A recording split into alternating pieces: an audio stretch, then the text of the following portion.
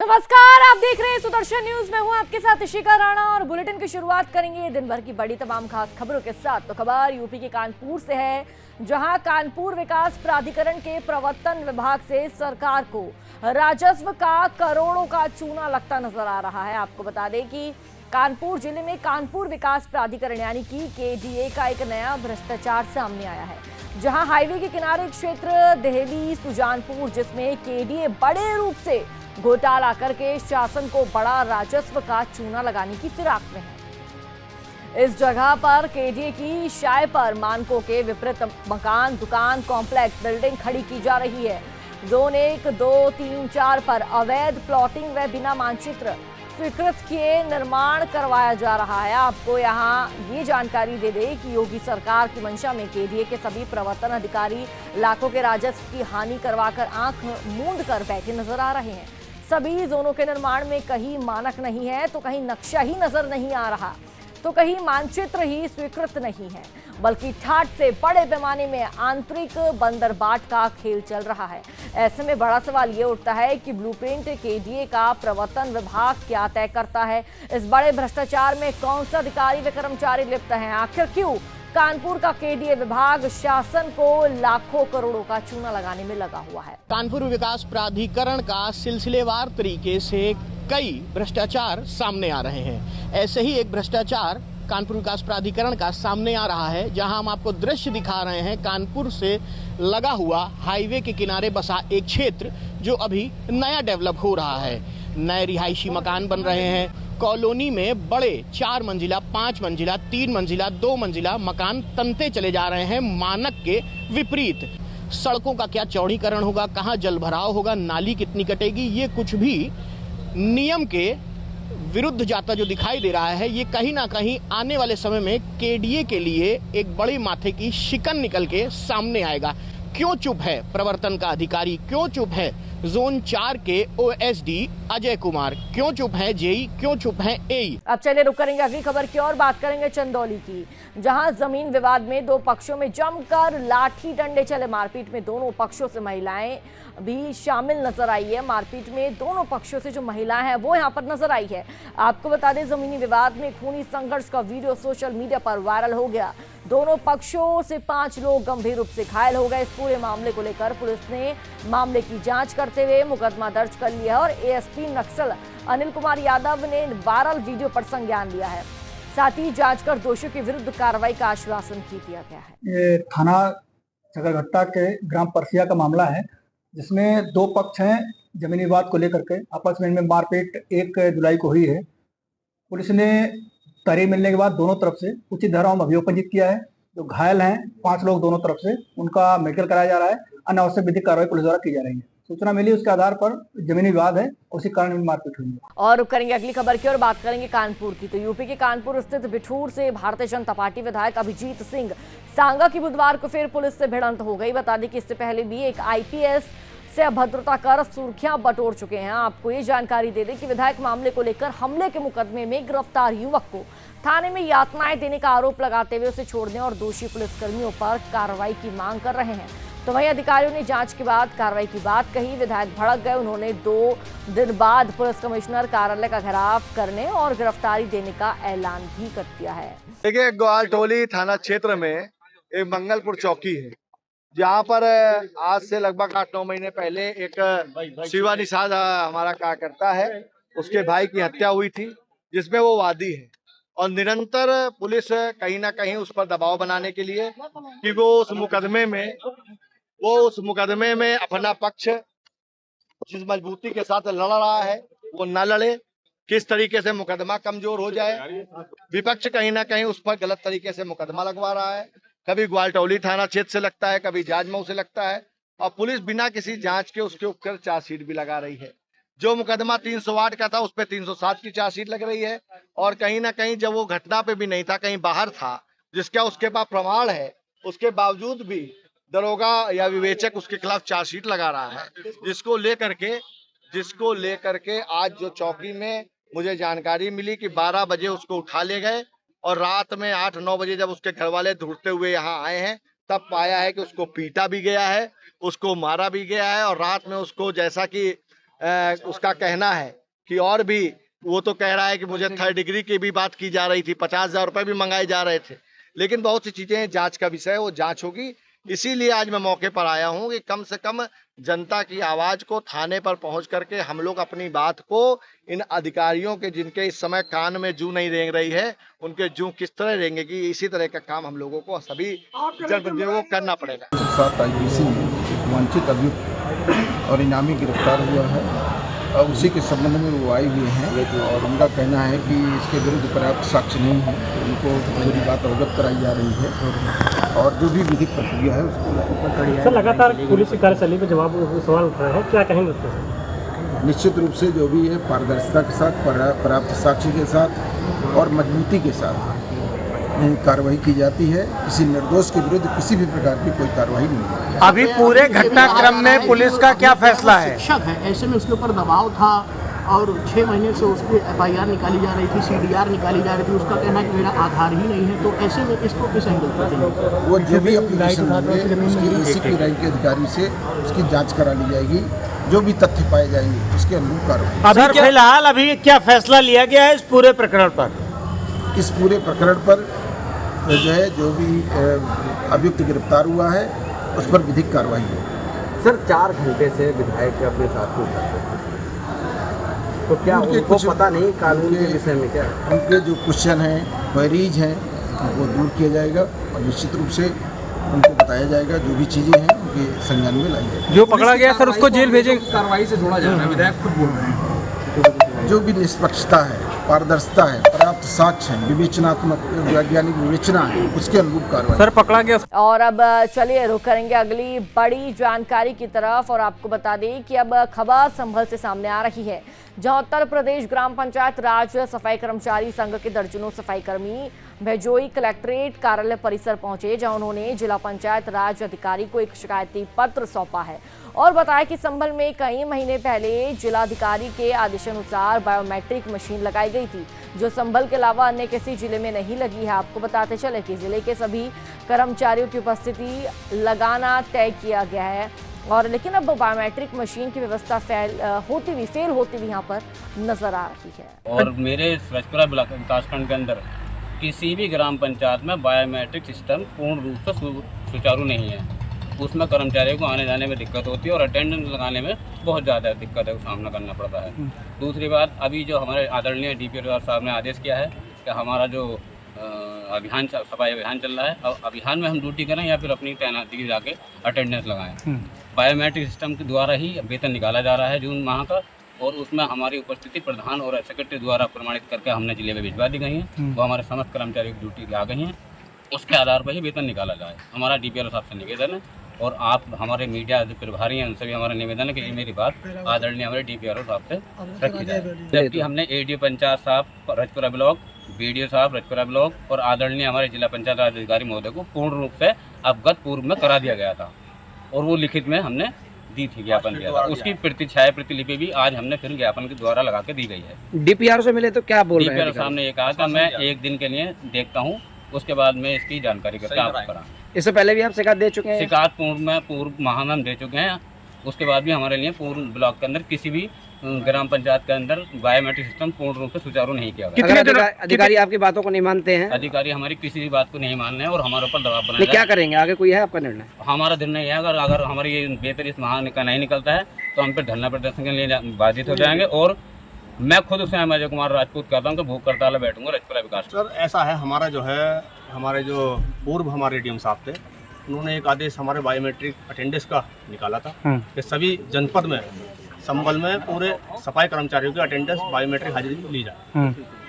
उस विषय पर जब से हमारी ये बायोमेट्रिक हाजिरी चालू हुई है, जब से ही हमें जनपद के 8 विकास खंडों में समस्त कर्मचारी 853 कर्मचारियों को कौन कर रहे हैं? परेशानी है। हाँ, फिर बायोमेट्रिक लगाने में कहीं तो परेशान करने वाला भी तो कोई व्यक्ति होगा। नहीं, परेशानी है हमें बायोमेट्रिक अंगूठा लगाने में। कहीं तो लाइट नहीं आती है, कहीं मतलब नेटवर्क नहीं आते हैं, कहीं जो है मतलब बिल्कुल ठप हो जाता है, सर्वे डाउन हो जाती है। इस चीज़ से बहुत ही हम परेशान हैं और हम जो कई बार अधिकारियों को भी अवगत करा सकें, लेकिन आज हम हार के अपने जिला पंचायत राज के महोदय जी के पास आए हैं। इनसे हमने अधिकारी से अपने निवेदन किया है कि सर ये इस समस्या का समाधान किया जाए, और हमारे जिला पंचायत राज के महोदय जी ने हमें आश्वासन दिया है कि हम आपकी जो समस्या को समाधान करेंगे। मामला ये है कि मशीन हमारी चालू नहीं थी हमारे गांव की। हमने बहुत गांव में जा के भाज के लगा रहे हैं, सब गांव की खराब मिली हमें, हम लगाए ना पाए। हमें इस बात की परेशानी ज्यादा है, अभी हमारा वेतन निकाल के नहीं दे रहे हैं। अब यहाँ पर चलिए रुक करेंगे अगली खबर की और बात करेंगे मुरादाबाद की। तो यूपी के मुरादाबाद जनपद का चार्ज संभालने के बाद जिलाधिकारी अनुज सिंह सभी तहसीलों का निरीक्षण कर रहे हैं और इसी कड़ी में बिलारी तहसील एवं बाढ़ चौकी क्षेत्र का निरीक्षण उनके द्वारा किया गया। नायब तहसीलदार एवं एसडीएम कोर्ट का भी रिकॉर्ड रूम को बारीकी से चेक किया गया है। साथ ही मौसमी बारिश के चलते तहसील परिषद में बनी छत टपक रही, इसको लेकर जिलाधिकारी ने असंतुष्टि जताई और मौजूद अधिकारियों को निर्देश दिए गए हैं। आज पहली बार हमारे नवाब आए हुए जिलाधिकारी महोदय आए, हम बार के सदस्यों ने सबसे पहले उनका यहाँ आने पर स्वागत किया। बहुत अच्छे अफसर हैं, उन्होंने हमें फिर दोबारा से मिलने का टाइम दिया और हमारा जो ज्ञापन था उसको अच्छी तरह से पढ़ा उन्होंने और हमसे पूछा। तो हमने जो हमारे एसडीएम न्यायिक हैं उनकी कार्यप्रणाली से जो हम लोग नाराज़ थे, हमारे ये इसका रिश्वतखोरी का चल रहा है मामला, कुछ कह नहीं सकते। घर से बुला करके काश्तकार से कहा जाता है पैसे दीजिए, तो बड़ी गलत बात है। हम लोगों को करीब 50 साल हो गए यहाँ वकालत करते हुए, हमने पहले अफसर देखे ऐसे, यानी हम लोगों से बच्चे जैसा व्यवहार करते हैं। क्यों आए, कौन हो तुम? तो हमने ये निवेदन कर लिया कि साहब इन के बजाय हमें कोई सा अफसर दे दो साहब, हम अपना काम चला लेंगे। कोई भी जो है न्यायिक भेज दीजिए, हम काम चला लेंगे, इनसे भर पाए हम। तो उन्होंने कहा ठीक है, मैं करता हूँ व्यवस्था। आज यहाँ पे बिलारी तहसील का हम लोगों ने इंस्पेक्शन किया। जहाँ तक तहसील की स्थिति का सवाल है, मुझे लगता है कि यहाँ पे कुछ व्यवस्थाओं को और बेहतर करने की ज़रूरत है। यहाँ पे कुछ और कार्य कराने, जिससे कि तहसील के इंफ्रास्ट्रक्चर में कुछ सुधार है, उसकी आवश्यकता लगी मुझे, जिसके लिए अभी हमने एसडीएम मैडम के साथ डिस्कशन किया और हम इन्हें पर्याप्त सहयोग करेंगे कि अच्छा करेंगे। कुछ कार्मिकों की भी थोड़ी कमी है, उसको भी हम पूरा करेंगे। साथ ही साथ यहाँ पे कुछ निर्देश मैंने आते के साथ दिए थे, उसका हमें यहाँ पे अनुपालन होता हुआ भी दिखा है। थोड़ा और बेहतर कोर्ट वर्क करने के लिए हमने यहाँ पे निर्देशित किया है। फाइलों का रखरखाव और जहाँ तक वसूली के संबंध में जो रखरखाव है फाइलों का, उसको और बेहतर करने के लिए हमने कहा है। लेकिन ओवरऑल मुझे ऐसा लगा कि यहाँ पे जो कार्य है यहाँ के अधिकारियों के द्वारा ठीक किया जा रहा है और पिछले कुछ दिनों में उसमें कुछ बदलाव भी संभवतः आया है और मैं आशा करता हूं कि कार्यप्रणाली और बेहतर होगी। अब बात करेंगे प्रयागराज की। तो यूपी के प्रयागराज में मोबाइल चोरी कर बेचने वाले 2 शातिर बदमाशों को पुलिस ने गिरफ्तार कर लिया है। साथ ही पकड़े गए शातिरों के पास से चोरी के 43 मोबाइल फोन बरामद किए गए हैं। दोनों युवक चोरी के मोबाइल को दिल्ली ले जाकर बेचने की फिराक में थे। पकड़े गए शातिरों ने 1 महीने के अंदर इतने मोबाइल की चोरी की। भीड़भाड़ वाली जगह मौका पाकर मोबाइल चोरी कर लेते थे और फिलहाल पुलिस मामले की जांच में जुटी हुई है। आज दिनांक 3 जुलाई 2024 को थाना हंडिया द्वारा 2 व्यक्तियों की गिरफ्तारी की गई है। जैसे कि आप जानते हैं, गंगानगर जोन में प्रतिदिन रात्रि चेकिंग की जाती है। रात्रि चेकिंग के दौरान ये 2 अभियुक्त जो है संदिग्ध अवस्था में वहाँ पे पुलिस को मिले। इनके जब चेकिंग की गई तो इनके पास से 43 मोबाइल प्राप्त हुए हैं, जो इनके द्वारा चोरी करके अपने पास रखे हुए हैं और जो हैं उनको मार्केट में जो है बेच देते थे दिल्ली और एनसीआर की तरफ ले जाकर।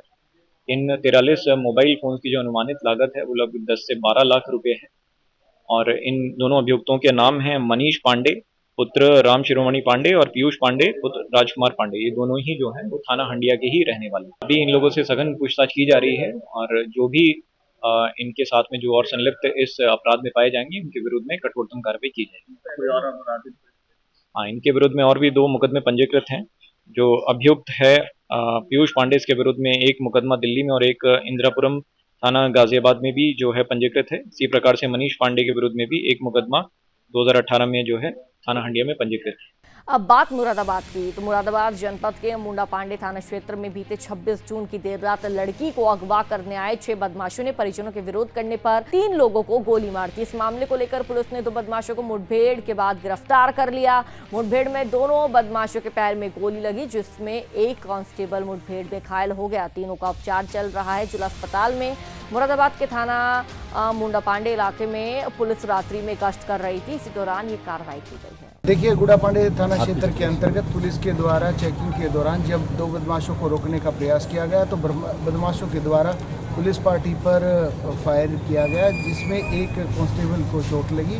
पुलिस के द्वारा जब आत्मरक्षार्थ इसमें जवाबी कार्रवाई की गई तो उसमें 2 बदमाशों को गोली लगी है। इनसे जब इनके बारे में पता किया गया तो इनका बेसिकली जो आइडेंटिफिकेशन है वो मुस्लिम और नन्हे के रूप में हुआ। मुस्लिम पर पूर्व में 50,000 और नन्हे पर 25,000 रुपये का इनाम घोषित था।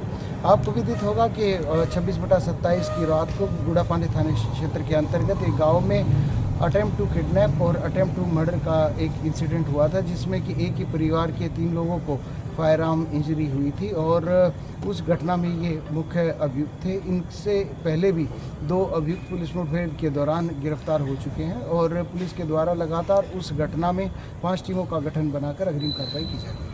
सर, क्या क्या नाम है इन दोनों के?